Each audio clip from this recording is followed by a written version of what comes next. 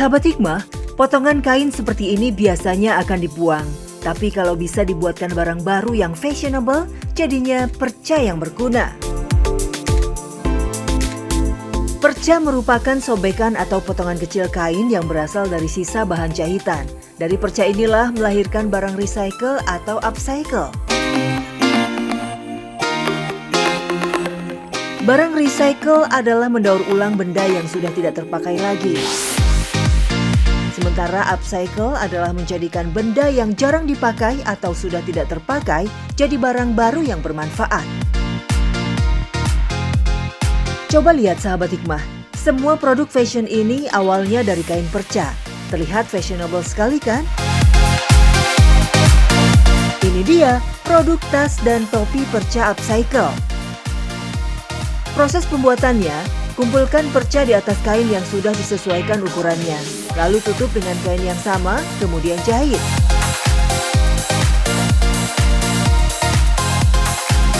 Kalau sudah berbentuk persegi panjang seperti ini, baru kemudian dijadikan aneka produk seperti tas dan topi.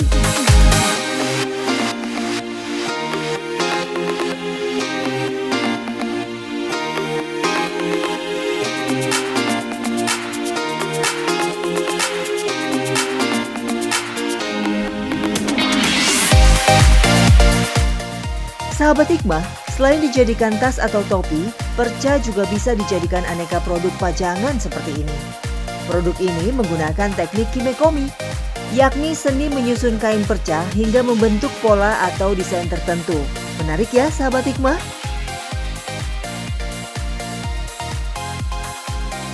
Kerajinan kain perca dengan menggunakan teknik kimekomi ini sudah berlangsung sejak abad ke-18. Awalnya teknik ini dipakai untuk membuat boneka. Untuk membuat satu produk dengan teknik kimekomi ini,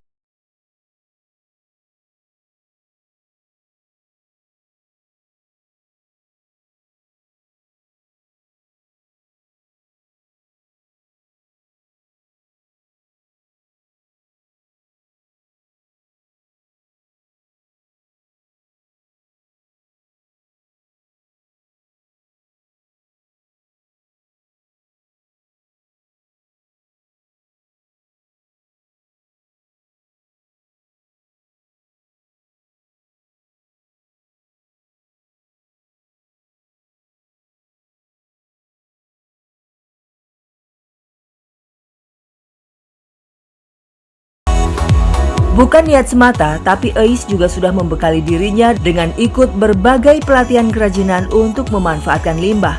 Salah satu produk kerajinan berbahan limbah kain perca dibuatnya dengan teknik kimekomi dari Jepang. Teknik ini tidak memerlukan keterampilan jahit menjahit, cukup dengan teknik menyelipkan kain saja.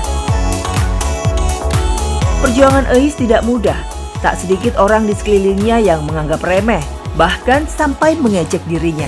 Menyebut jika mengumpulkan limbah kain perca tidak akan membuat kaya. Bu Ais ya dari dulu usahanya ngumpulin kain perca, sampai sekarang ternyata rumahnya masih kayak gubuk gini aja ya. Alhamdulillah Bu, rezeki mah dari Allah. Kalau ibu punya kain perca boleh buat saya. Emang dengan kita ngumpulin kain perca bisa buat kita kaya, kayak nggak ada kerjaan yang lain aja. Pertama ingin sekali berbagi dan mengajak. Tapi ketika tidak diterima, bahkan dianggap sebelah mata atau bahasanya nyinyir, saya sih sekarang udah biasa aja. Kalaupun dulu sempat down ketika ada yang bilang begini, begitu. Tapi semua itu sudah berlalu dan sekarang mah ya biasa aja. Bahkan ketika ada yang nyinyir, tidak dilawan dengan nyinyir. Ibarat bola bekel semakin semakin dibanting, makin mantul. Pembuatan produk kain perca milik Ais dengan teknik kimekomi cukup mudah. Pertama-tama, tempel polyfoam di atas karton menggunakan lem putih. Kemudian, potong kain perca mengikuti pola yang sudah digambar pada polyfoam. Selanjutnya, selipkan kain perca menggunakan jarum penusuk ke dalam polyfoam. Teknik kimekomi ini menghasilkan produk berupa hiasan dinding yang sangat artistik. Selain hiasan dinding, produk Ais yang cukup menarik berupa hiasan bunga yang terbentuk dari susunan perca. Perca dibentuk menyerupai kelopak bunga. Kemudian di dalam kelopak bunga diisi dengan kapas jenis dakron. Siapkan tusuk sate atau sumpit sebagai tangkai bunga. Sementara untuk bagian daunnya menggunakan kantong plastik yang sudah disetrika. Produk kerajinan kain perca dijual mulai harga Rp2.000 hingga Rp250.000. Dalam sebulan, Ais meraup keuntungan berkisar 2 hingga 5 juta rupiah. Alhamdulillah. Tertarik aja dari bahannya gitu kan. Bahan aku pikir dari apa gitu, lukisan apa, ternyata bahan-bahan perca. Jadi unik aja gitu, kreatifnya ada. Lambat laun, ejekan warga mulai mereda. Ais bisa kembali fokus pada kerajinan limbah kain perca yang dirintisnya. Dengan senang hati, ia memberikan pelatihan kepada siapapun yang ingin bisa belajar membuat kerajinan limbah perca. Namun, justru kebaikannya ini disalahgunakan oleh temannya yang ingin menikung dan merebut pelanggan usahanya. Diam-diam, temannya itu membuka usaha dengan mengklaim produk Ais. Ais tentu saja merasa dirugikan. Kamu katanya kemarin minta diajarin, nggak taunya buka sendiri. Masih emosinya juga masih meluap-luap. Pernah juga saya bilang mau dilaporin ke polisi, karena sampai sekarang pun saya masih ada yang berbayar dan ada juga yang tidak berbayar, tapi dilihat dulu kondisinya. Bagi Ais, meski telah dirugikan oleh orang-orang yang belajar padanya, ia tetap membagikan ilmu membuat kerajinan secara cuma-cuma. Ia yakin ilmu yang bermanfaat bagi orang lain akan membawa banyak kebaikan pada dirinya. Apalagi untuk bersedekah harta, Ais merasa belum mampu.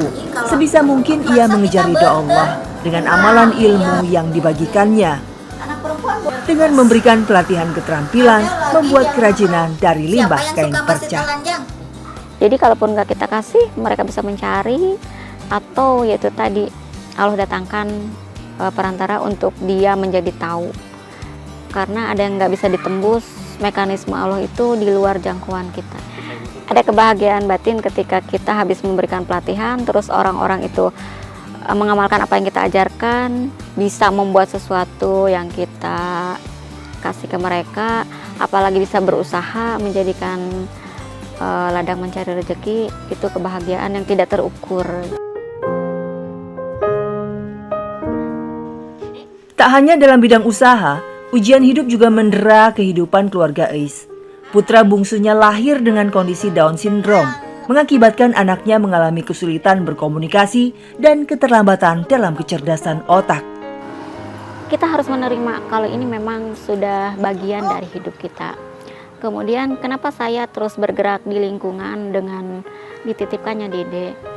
Semoga menjadi inspirasi buat ibu-ibu di luar sana yang sama-sama dititipin anak berkebutuhan khusus, bahwa anak berkebutuhan khusus dititipkan untuk kita tidak akan menjadi halangan untuk kita bergerak di luar, untuk kita bisa berbagi dengan masyarakat.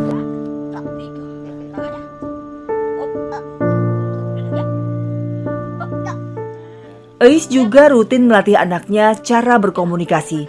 Namun sejauh ini, ia hanya bisa memanggil orang tuanya saja.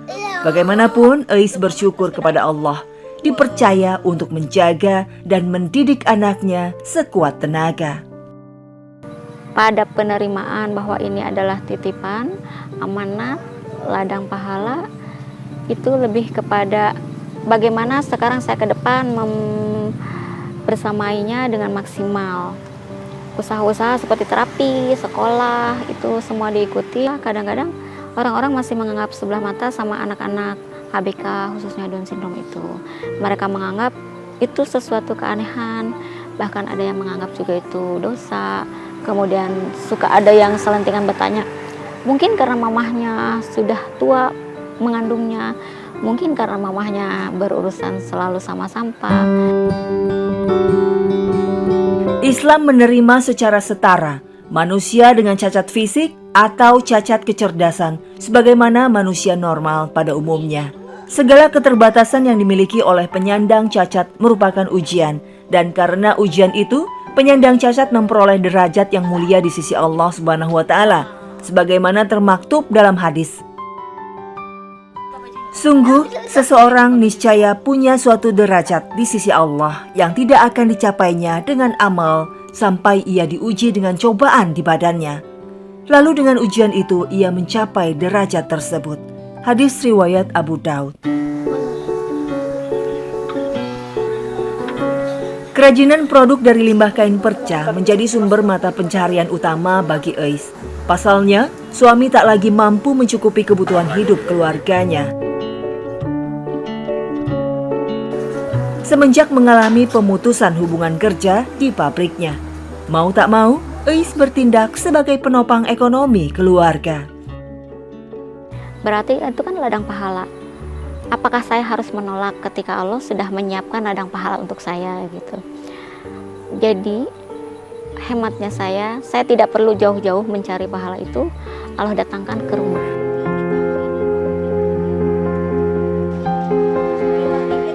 Menurut pengakuan Eis, suaminya masih tak mau ikut membantu usaha kerajinan kain percanya.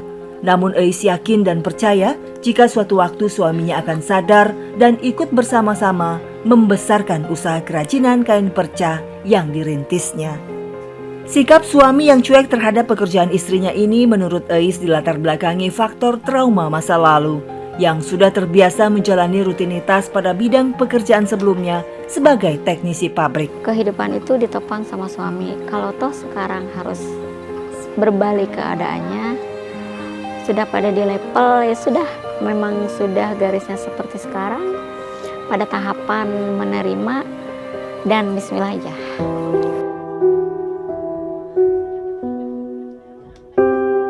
Islam sangatlah memuliakan wanita. Pada saat wanita dituntut untuk menjadi tulang punggung keluarga, maka ia diberikan dua pilihan, menggugat cerai suami atau bekerja mencari nafkah untuk keluarganya. Ganjarannya adalah pahala yang sangat besar. Islam memandang wanita yang menjadi tulang punggung keluarga adalah puncak dari kemuliaan akhlak yang dimiliki seorang wanita, sebagaimana Allah Subhanahu wa Ta'ala berfirman. Kewajiban ayah menanggung nafkah dan pakaian mereka, istri-istri, dengan cara yang baik.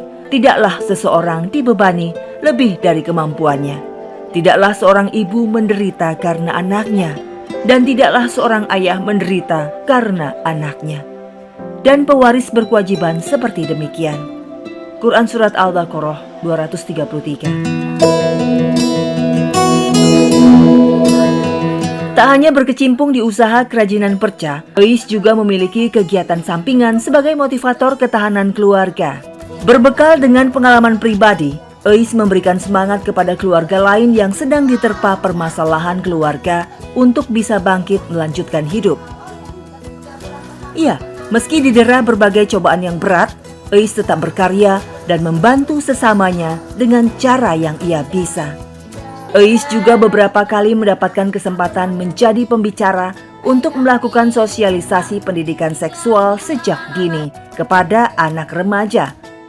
Bukan hal yang tabu lagi, karena bisa digunakan sebagai bekal agar anak terhindar dari kejahatan seksual. Anak saya tuh ikut ibu saya jadi kader. Ibu saya sendiri kader kan zaman dulu. Kemudian ketika pindah ke sini 12 tahun yang lalu, ini masih sepi. Kemudian saya berpikir, saya mau ngapain ketika anak-anak sudah besar, terus di rumah tidak punya kegiatan gitu. Dalam hati, saya harus bisa menembus perkantoran-perkantoran yang ada di depan. Gitu. Alhamdulillah, Allah mendengar doa-doa itu, kemudian saya jadi kader.